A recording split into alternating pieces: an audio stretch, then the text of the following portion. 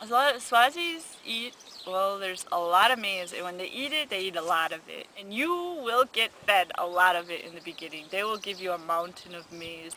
Lipa lishi is made out of maize meal or like ground corn, and that's their staple food here, and so they make that into many different dishes, that with meat. You kind of got to get used to the consistency, but it's good.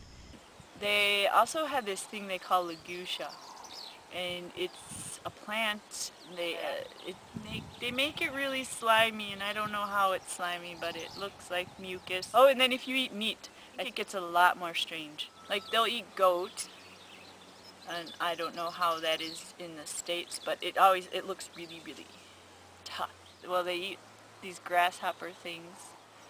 They fry grasshoppers and eat them. I guess the chicken's really good. Everyone says chicken is really good here.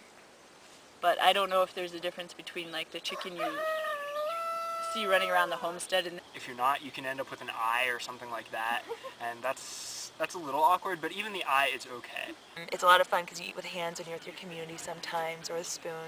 And the produce, though, is absolutely amazing. Like, you get the best fruit, like plums or grapes or pineapples. Avocados are huge here, surprise, I know. Mainly, you really appreciate mango season, you really appreciate avocado season. It's easy to eat comfortably here. I eat a lot of like vegetarian fajitas unless I feel like going and getting meat. I eat a lot of beans and rice, and I make tortillas pretty regularly. Our volunteers put it together, and so I'm having a lot of fun trying different things.